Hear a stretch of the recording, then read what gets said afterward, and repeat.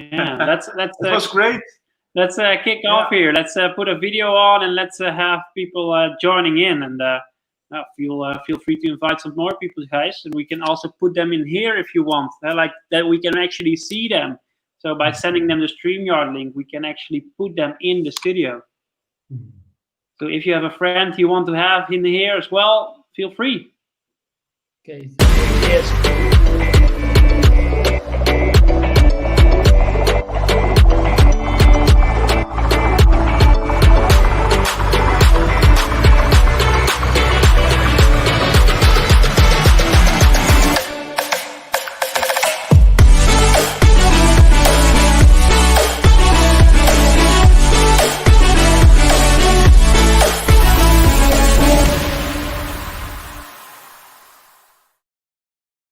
Hello and welcome everyone to the part 2 of Gijs van Wulfen. Now he is here for the Q&A. If you have any questions, if you want to join us in the broadcasting studio, you're welcome to join. But I'm really happy to have you here, guys. I hope you're. We just saw your session and a lot of energy in Crete, as you are now living in Crete. Yes.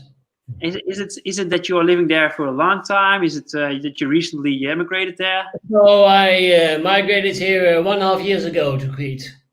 1.5 years ago? Yes, yes. And you left everything behind, like family and all of that? Yes. I left family behind, and I'm living here with my wife. So she loved Crete, and I love my wife, so that's why I'm here. And she's Greek herself? No. She's Dutch. She's Dutch. Really? Yes. But our children are big, and we were empty nesters, and then we were here on holiday. She said, "Oh, I could live here." I said, "Okay, let's do it." And so that's why we live here now. Yes, it was a perfect choice before COVID, right? Yeah.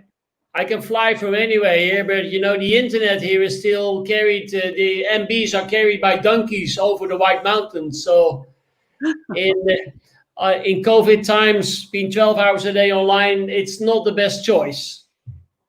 No, it's fairly hard for you, I think, now, working remotely. Training innovation is like a piece of art. You have to get a feeling, you have to practice, you have to do a lot of stuff, and maybe that's really hard now online, isn't it? It is hard. It is hard online, although that's why I changed, from doing the live performances to YouTube, right? Because I want to make everybody in the world a great innovator. Yeah. And for me, the most logical part to do was to write my 6th book on innovation, give free webinars on LinkedIn, put you in an email marketing machine, offering you free 4 webinars, and then the 5th you should start paying, and I earn money. Yeah. But I like to inspire not only the rich people of the world, but also the billions of poor people of the world. So that's why I chose for YouTube, because without any business model, I have now there more than 30 how-to videos on Innovation Live. And just for everybody in the world, I'm sharing there my knowledge and my templates and my inspiration for free. So that's what I love to do, Nick. You have a new YouTube channel, you said. Let's take that one and let's take a look at it. And maybe you can tell us a little bit about that. Yes. So I became from Innovation Hero on LinkedIn with more than 300,000 influencers. And Innovation Zero with 0 subscribers on YouTube, right? Oh, yeah, that's it. Yeah, on YouTube. Yeah, it's a new channel. Huh? New channel for me. I didn't know I had 31 million other YouTube channels to compete with. But on LinkedIn, you have 500 or 600 million channels to compete with as well. Yeah, that's true. Only having there more than 300,000 followers, that gives a nice base. So here I started, and I give how to innovate movies. Right, that's what I do, and I love it. When people write to me, "Hey guys, I saw your movies, and you really inspired me, or you changed my life." It's so nice. It's really great to do so. What's the best tip you have for us? I'm sorry, Raoul, what is the best tip? Best advice? From what's your best advice in your best video? Can you share my best advice in my best video? Wow. Yes, it is. The most important quality of an innovator is courage. The courage to break the status quo. It's the courage to go to your director or to your boss or to the leadership, say, hey, I want to do something else. It's the courage to take the initiative and the courage to lead your team, right? Yeah. So it's courage. And it all starts with courage. And so people must follow their hearts, because innovation is being meaningful, right? So to be meaningful, you have to innovate. So be courageous. Now, this is also nice. This is what you should do in a crisis, right? Yeah. I'm standing here in front of my house, and it starts raining now. Now, let's see what I do. Yeah, this one. Let's just click on. Let's see what I do. All your business in a crisis. Number one, overall, I learned control the controllables. This is what I learned from the Greek innovator Epictetus, right? Like this. I'm standing now in the rain. I can't control the rain. I can't get angry or get pissed. The only thing I can do is, for example, wear a coat. Right? This is what I can control. Now, I'm still getting wet, you know. My messages have not been good enough. So what do? I'll get an umbrella, right? Better now. This is what you can do. First thing you have to do is control the controllables. It is, you have to free the resources in your company. Yes, I'm thank you for this. Control the controllables, right? Yeah. You know, what I did when I was in my 30s and my 40s, I was a consultant. And I tried to make simple things complex. You know why? Oh. I could earn a lot of money with that. Really? Yes. Oh, Nick, you have such a complex problem. Yes, of course, you're struggling with it. But we in our office have a lot of great consultants and we can help you. And then I became... my problem, I think. Yeah, we try to make it simple. Yeah. So, you're on the right track, because since I'm now 40 and I'm now 60, right? I'm now trying to make complex things simple, right? Oh, yeah. But I think you must I'm still a student too, but you must really master something to be able to make a complex thing simple. And that's what I like to do, because on innovation or design thinking or digital transformation, blah, blah, blah, you know, it's pumping air in it and making it more complicated. But you have to go back to the essence, what it's now all about. And that's what I try to do in my movies. And like the example with the umbrella, right? Or the coach, right? Everybody understands that, right? So those are the things I like to do. I used to read your articles on LinkedIn. I think until I thought, I have to go to videos now. Reading is nothing anymore in 2020. Yeah, so I stopped reading them. I don't know if you still write them, but they were also very simple always. Yes, short and simple, so everyone could understand. Yeah, I like that. But, and then it's like, and as a consultant, you need to use a lot of jargon and hard things, and to look like you know it all in all of these hard words, but you did the opposite. Yeah, but there is a major change. So I was born in 1960. I was raised in the 70s and the 80s, and in the 80s and the 90s, you differentiate yourself by knowledge. That was a differentiator, knowledge. Yeah. Not anymore. Knowledge is now here. All I knew as consultant is now in here, right? So knowledge is not a differentiator anymore. It's your skills who is a differentiator. Yeah, knowing how to find the good knowledge. It's also yeah, of course, that's the way how to find it. But, you know, so I think the how to do skills, right? They become really valuable, you know. So a role like facilitator, right? In facilitator, you make others better in a kind of a process. Now, a facilitating role, I predict it will be much more valuable than just a consulting role, right? If I'm a consultant, you ask a question, I give the answer. That's a consultant. As facilitator, you have a question, and with my process, you find the answer yourself, right? And we are now in the process of making people better, and I think facilitating skills are now much better, and knowledge is available for everybody. Yeah. So is it like from the 80s till like 2000, 2010, when the internet was just putting information on it, and now we have so much information that there's an information overload. We cannot even consume it any longer. That it has changed from knowledge workers towards skills simulation developers. For us here in the Western world, although when I'm in India and I talk for thousands of students, they all want to become engineer, right? Because that's what they know, and you know, with engineer you will be, you know. So it also depends where you are in the world, of course, and. But I think in more Western type, more service-oriented societies, I think skills have become so much more important, you know. What can you do yourself, right? And what added value do I have to a team or to a process? Or I think that's, yeah, so you should build creating your skills. And I also believe in that you should be a real specialist. That's what you know, in my time, people used to be generalists because then you could connect. But I now see that people, especially in terms of crisis, you don't need generalists anymore. You need specialists who really can help you in doing this or doing this or doing this.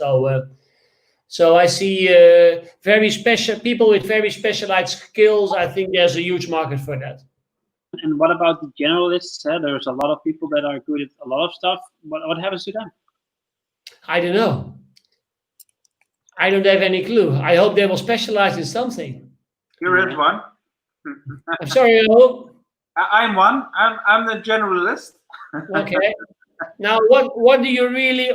In what are you really distinctive, Raoul? I think in education, that's more of a specialism. If you mean I see.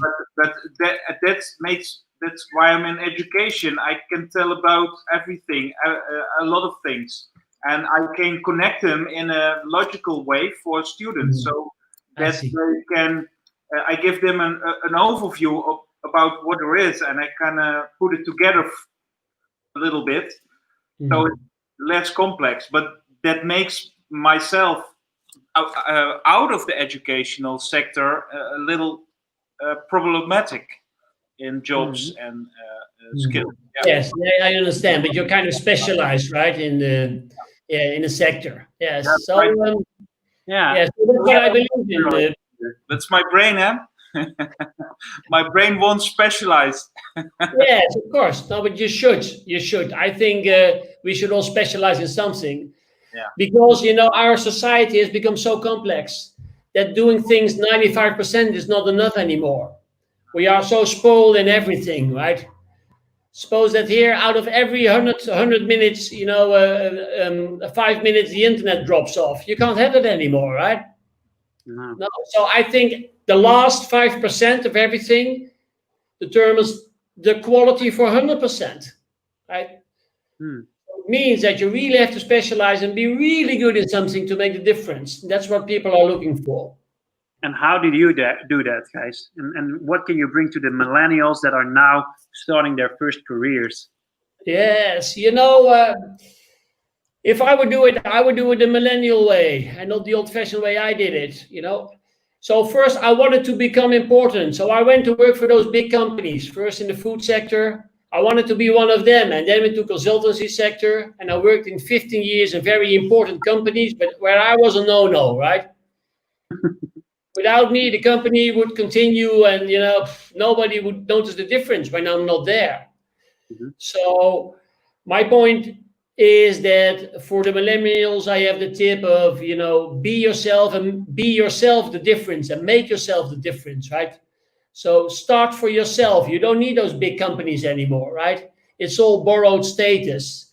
What I did, I learned there, made there my mistakes, and now I'm not mistaken, and I now am specialized, doing a lot of things right on my very tiny little specialism. So I would say to them, go your own way and don't go the safe way. There is no safe way. Go your own way and just do it. That will be my tip for them. Yeah, and is there still like space for creation today? Like the world There is more need for creation than ever before. Yeah, and like the laws and the rules and everything that is like That makes you creative. great in the creative space. It's the creative space. Okay, be creative in here. No, now there are more rules. Be creative in here. There are more rules, right? Yeah. Be creative in here. No, more rules. Be creative in here. It's a small space nowadays. And the smaller the space, the more creative you have to be, okay? So the more limits you have, the more creative you have to be, right? So I love limits. I love rules because this stimulates creativity. This doesn't. Too much space. Everybody can survive. It's like the first 50 ideas, but now you need the last, like the 1,000th idea. Yes. Is it like that? More rules. You need like 1,000 ideas to get a really good idea. Yes. It was David Barnes who wrote in 1961 in the Journal of Educational Psychology. He proved that if these are the ideas, right, and you start brainstorming, right, the more ideas you get, the better they are. And if you start here and the more craziness, here are the best ideas at the end. But you can't start at the end, right? You have to start at the beginning always, right? So that's why you have to postpone your judgment. And you have to go here and come the normal ideas and then the crazy ideas, and then you stop judging. And here, after a long walk on the beach or a couple of beers, here become the best ideas, right? Yeah. Yes, that's what you have to go for. Yeah. So what should students do, like them when they're in the studies and they're probably still figuring out what they want to become? They should stop worrying about what to become and just do something. And all the news, like all the negativity about climate change and all of that, how can they still stay positive? Of course they stay positive. If you want to be meaningful, you want to have an impact, right? Of course. Yeah. Everybody of us can make the change. Everybody of us. Everybody of us can be a leader, right? Just follow your passion and follow your ambition. And don't listen too much to the others. Just go your own way. And is there like some tips and tricks on if you have so much choice nowadays, where to start? You start here. Gut from the your gut feel. There, your gut feel. Follow your gut feel and dare to follow it. Okay. And then you have like, do you have to steer when it starts beeping over here, or it starts? Yes. Fear is a perfect guide. So you should go to the fear. Of course, you should go, and then you feel the fear, and then you say, "Okay, and now I do it," and you step over it. Right? That's what you do. That's what you do. Yeah, and it can be anything. So it doesn't have to be career related. It can be like go into a roller coaster. Right? If you scared to go, scared of heights, for example. Yes, but beyond the fear. There is your growth. You have to go through your fear to be in a growth position again, right? And what our body does, our body tries to protect us, which is great, from fire or from thunder or from water. But here, in normal life, it also tries to protect us from something we haven't done before. Mm-hmm. So fear is your best advice giver. Only you should not listen to it. You should say, fuck the fear. I'm going to do it. Because I fear it, I'm going to do it. Because then you will be beyond your borders, and this is how you grow. And do you have some fear right now in the Corona crisis? You have maybe some fear around the job that you did. Of course, I had fear. In 2 weeks, my complete calendar was gone. Exit, global speaker. Right? I can't travel anymore, and the internet is poor. Right? My first internet gig, it was a complete disaster. Right?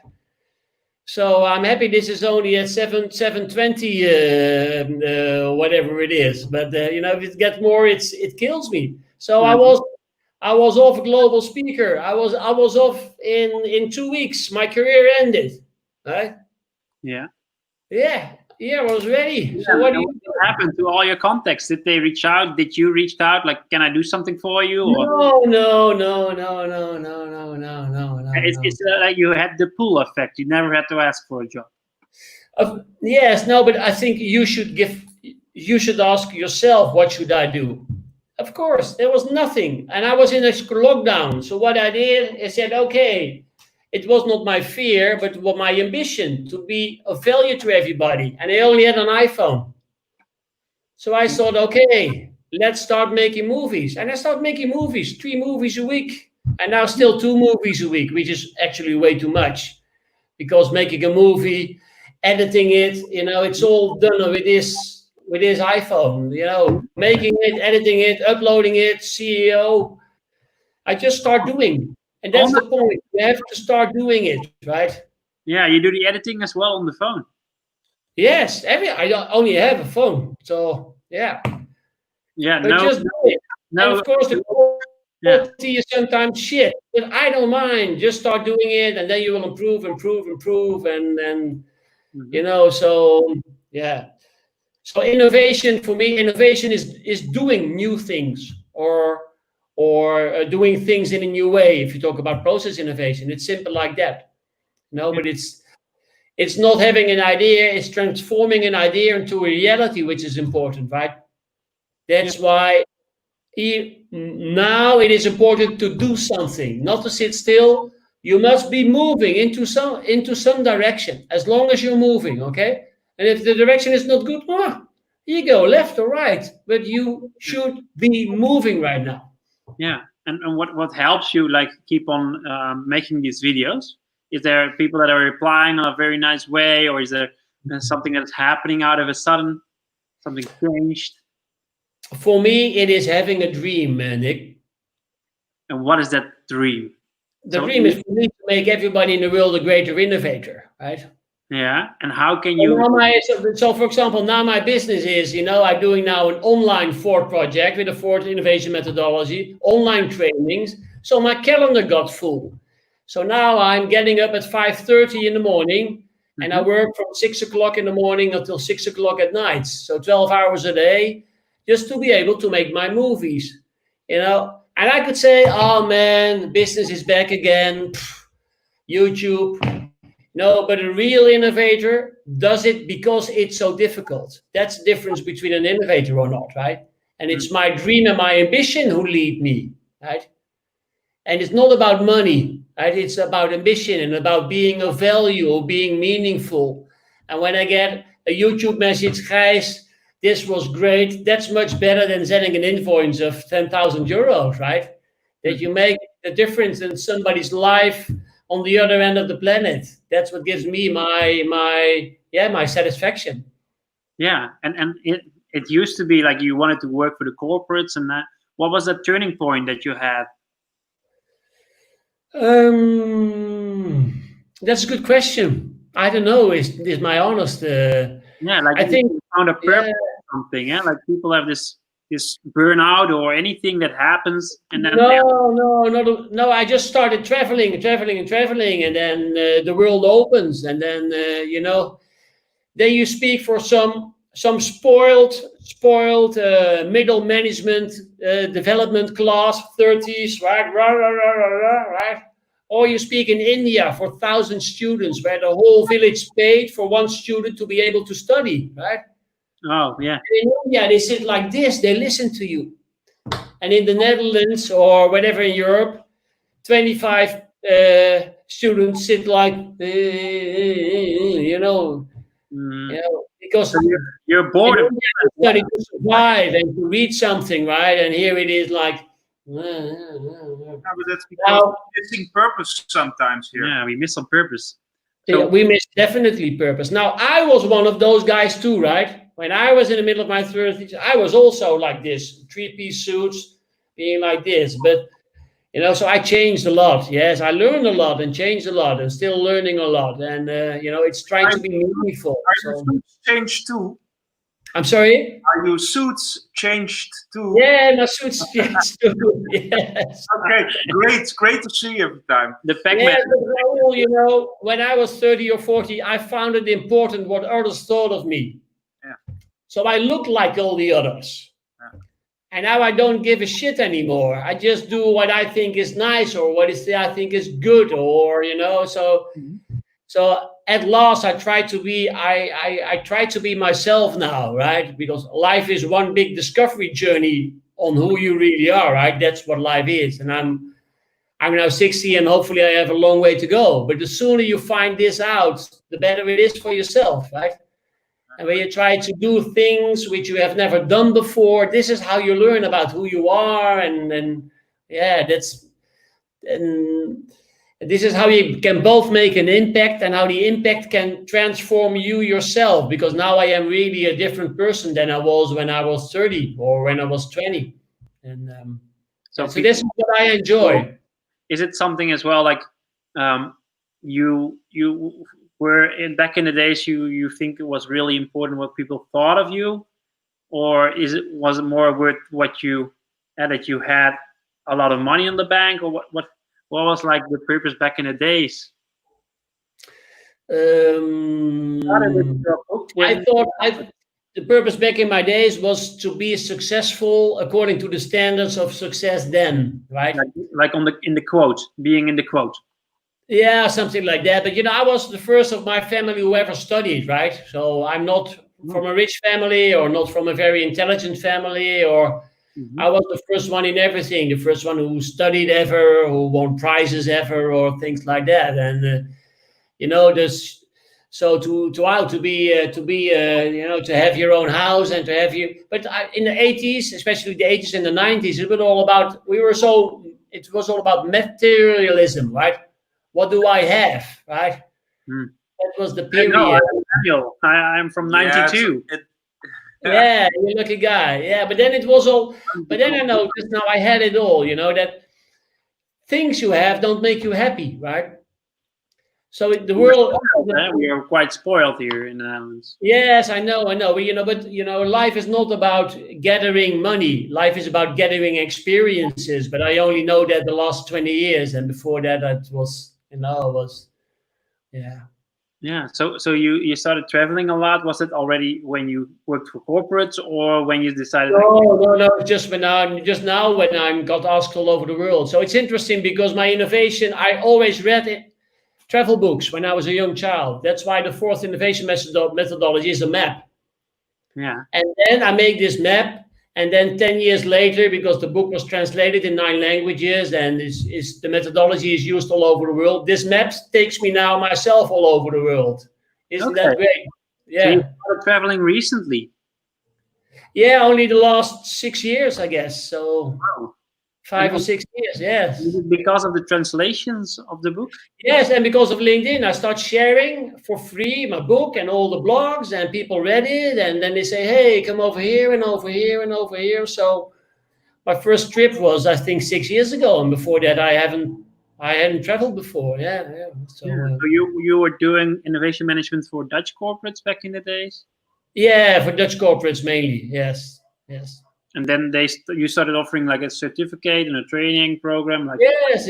And then somebody asked me in 2010, what is your big dream? I said, oh, wow. my big dream is to make everybody in the world a big innovator. Oh shit, what did I say? And before that, I had my books, nieuweproductenbedenken.nl, and the website nieuweproductenbedenken.nl, and they all gave it up. And they all started. He knows the website. He knows it. Really? From the yes. Yeah.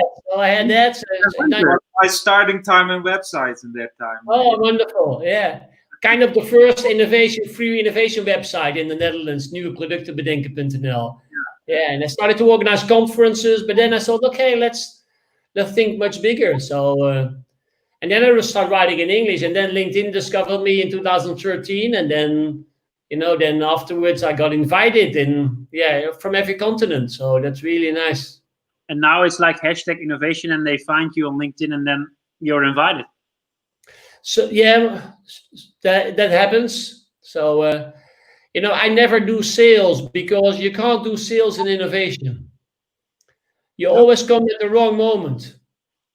And now there is a big crisis in a lot of industries. Yes. And people have to come up with creative ideas now for their for their KPIs, but for their survival, actually, for their survival. Is there something like happening now? Like now it's the time for innovation, but it is. I've studied innovation management, and it seems like they are still not searching or requesting it. No, because it's very contradictory, Nick. But the first thing you do is you focus on today. That's the first thing you do when you're in a crisis. You stop everything which is not dispensable for today. So it means you would stop training, you kick out your consultants, you stop training, you stop innovation, you focus on now. Okay, that's what most people do, and I cannot blame them.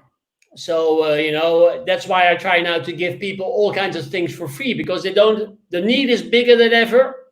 Yeah, they can't afford it at the moment, right? So it's very strange to see almost all innovation consultants go broke, right? And at the same time, the need for innovation is bigger than ever, right? So, it's a turning point. If we don't have innovation right now, we probably go back to the old normal, which is terrible. Yes. But I think that the new behavior is so rooted that we will have innovation. We will have a lot of innovation. That I'm certain about that. And it is for the millennials who watch now that they can make the difference now, right? So I am over the hill, right? I'm over the hill. It's 60-year-old. I'm not Al Gore yet, but I'm getting pretty close. So it's up not to me. It's up to the 30 years and the 40 years of now, and they have the power now between 20 and 40. Right? You can make now the difference in big changes. Me, not anymore. I can guide you a bit, say a bit to the left or to the right, or be your coach. That would be nice. That would be nice. So I can invite you as well sometimes, like being my coach. Sure, why not? Yeah. Being 330,000 followers, I get scared. Oh, I'm not. I'll find a way. If I get 30,000 people here, ask me to be their coach. No problem. Reach out to me. I will give you an answer. That would be great. Yeah, that would be great. So I've had you on one event, like the RAI Industry Hackathon, and the event Industry Hackathon at the RAI in Amsterdam. Yes. Remember that you were the jury with the nice suit, with all the color balls or the Pac-Man suit. Yes, in my Pac-Man suit. Yes. Yeah, and they were only millennials and even younger people, huh? Yeah. And no one knew you. No one had heard of you. So you probably you were in a normal crowd of people, of juries, and you could just be yourself. There was no status. No one had status there. No. Which is fine. I love that. I don't need to have the status or the. It's just that's what I love, right? I'm also just a guy, just a bit older in age, but that's the only difference, right? And, that's what we need to embrace all the different ages. We did focus in the past years about youngers, and that's important because that's the future too. but we forgot a little bit the experience of elder people, and that's what me goes around to listen to people who are 10, 20 years older than as I am. I'm begin 40s. So your advice is important for me to hear, and my advice is important. Maybe Nick is 50 years younger as I am, so we need each other's support. I told it in a talk this morning. What's for startups? What's important for startups? Yeah, you need young kids who have energy and who wants to make something of it. But you need also the experience from people who made life and experienced life in a other stage. So I think it's important we talk to each other in different ages. Yes, that's why still in Greece here, people need to live in extended families, right? We don't do that anymore in the northern of Europe. Here in Greece, they have a family house, also because they don't have a lot of money, right? The older you get, the house is 3 layers, and the older you get, the lower you get, right? Yeah. Because as an old man, you can't walk a lot of stairs anymore, right? But here are still the grandfathers and grandmothers who raise the children, right? This is how you connect wisdom with youth, right? And but we miss that in so many countries now, and that's what I learned from the southern countries here, is that they have an integrated lifestyle where people take care of each other. And in the Netherlands, we or in Europe, we try now to institutionalize now that people care for each other. Well, when I look, I live in Kefalas on Crete. People can only survive together, otherwise they would be broke and wouldn't have any food or more in the crisis here the last 10 years. So it's interesting that we are so far away from nature that we need to go and listen a bit more back to what were the old days and get the values of the old days back again into our lives, right? Because that's what we miss. Yeah. Are we too proud then? I don't know if it's proud. It might also be a bit ignorance, Raoul, but no, not from the negative. It's the only thing we know, right? So yeah, so I don't know if it's proud or ignorance or. Yeah. So how, like, if the cities are built, how can we still go back to the old? Like, we have so much modern cities, and we respect the new buildings, and we don't really have time to go to nature. I have a nice background here, but it's fake. It's not the real beach, unfortunately. Yeah, I don't know, Nick. That's my answer. I don't know. But I know that people who live in the towns want to live on the countryside, right? They dream about the countryside. And now it's all about owning. And I think we should go away from owning, but sharing experiences, right? And so I think we might go much more to a sharing world than a world of owners. And once we start sharing, we can offer all kinds of things to everybody, and everybody can enjoy so much more than what he has now. So that's what I hope. So what about the African countries that don't have the institutions yet in place to create landowners? What do they do there? They can follow us, like the Western society, and create a government and share and start selling the land. But they still have this creative space over there. Yeah, I know too little about that, Nick. I've been to South Africa and a couple of other countries, but I'm not a specialist in that. But I see that a lot of people, developing countries where I come, they make the same mistakes as we do because they copy us. They have the West as a kind of ideal world, and then everybody's trying to copy us. And when you see the people start earning money, they want to have Western goods, and all Western retail chains and cafes and bars, they come to those wonderful countries, right? It's amazing that in I think it's in China where every 3 hours a Starbucks opens, right? It's madness, but yeah.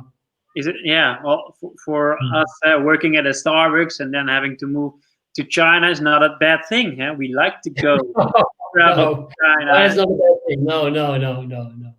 I think these multinationals they're just destroying cultural heritage in these countries. They have their own flavors, and we miss out. But it's also what people want, right? So I work for multinationals, and you can't blame them because also the other, if they want to sell it and the others don't want it, they can't create their markets. I know that myself, right?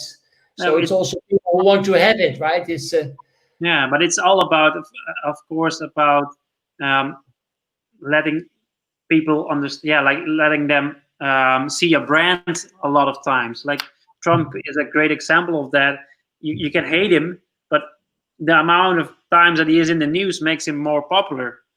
And then you see those brands like Starbucks, if they have 10 bad articles about Starbucks, they don't really care because it's all attention, and attention creates more fans.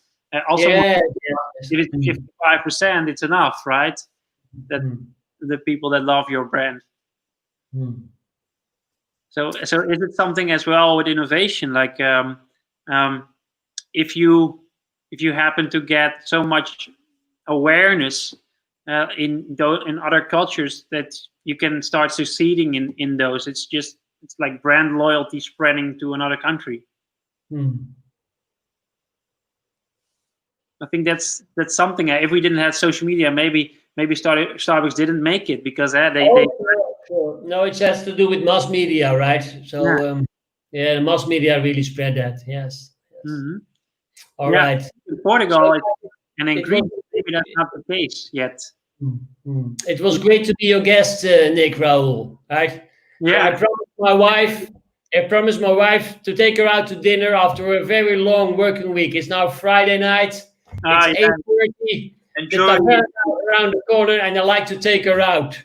Is that okay? Yeah, you have to enjoy life. Yeah. That's it.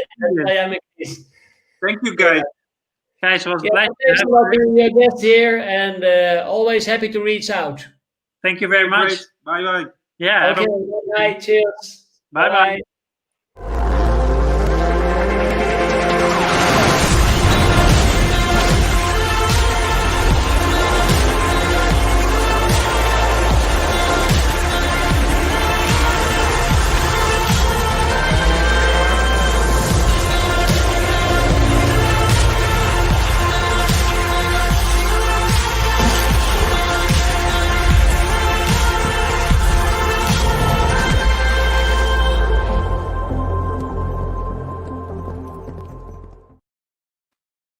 Feel free to reach out to Gijs. And as he mentioned, he wants to be a coach, innovation coach. So I think it's time for the millennials to reach out to him.